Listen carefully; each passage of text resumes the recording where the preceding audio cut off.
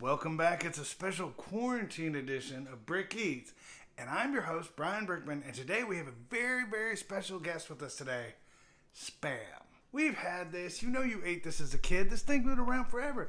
Spam was introduced by Hormel in 1937. That's right, 1937. The ham that you know and enjoy comes from the shank, the actual ass end of a pig. Bacon comes from the belly, and obviously ribs come from ribs. But what do you do with those two front shoulders? Now, these two front shoulders were not popular back in the day. They're pretty popular now because you've heard of pulled pork. Back in the 30s, they didn't know what to do with these shoulders. They also didn't know how to get food to the front lines of World War II because the meat would go bad. Spam. Now this is some salty stuff. This single serving package, as if we need that in our lives. Single serving Spam? Are you kidding me? This single serving package lasts until February 28th, 2023. That's 3 years. Spam is not healthy by any means, right? Because it is chock full of sodium.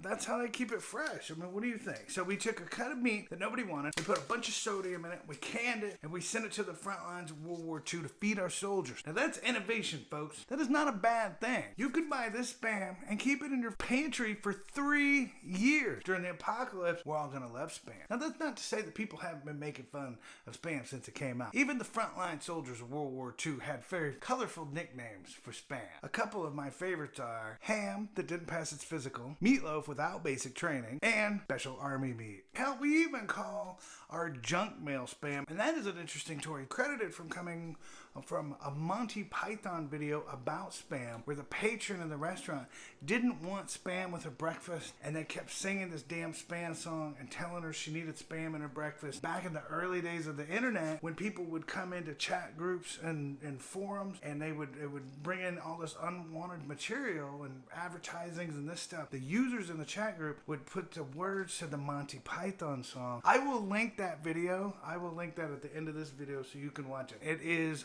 widely recognized as why we say Spam for unwanted email. We're going to do a Spam grilled cheese, okay? Because grilled cheese is one of my favorite foods in the world. And Spam will make it better? I don't know. We're going to find out. So we're going to open this up. And we're going to look in here. And we're going to see what Spam looks like. Oh. God, it smells just like I remember. Kind of a ham, tuna fish smell. Like if you had tuna ham. Yeah. Tuna ham. That's what it smells like. So we're going to take our Spam. We're just going to drop it in the frying pan. I'm thinking just like 2-3 minutes maybe 2 minutes per side. I think that should get it hot enough because then we're going to cook it in the grilled cheese anyway. We're just really getting a brown on this baby. Oh, I like that. Now that looks really good. That was about 3 minutes on that side.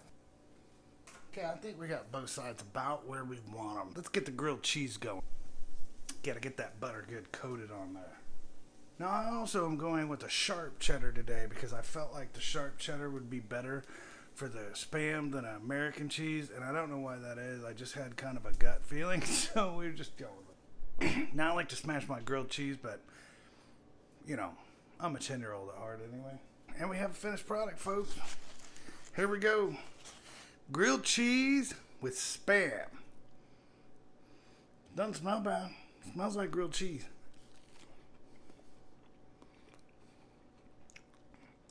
Honestly, the grilled cheese would be a lot better without the Spam. But really, not horrible. The best part about this is the cheese. And it really overpowers that Spam. That Spam doesn't have a lot of flavor. It's got a little bit of flavor. You don't hardly even taste it. So it's not bad. Brian Brickman Quarantine Edition. Enjoy your quarantine. Stay safe. Wash your hands. We'll talk to you soon.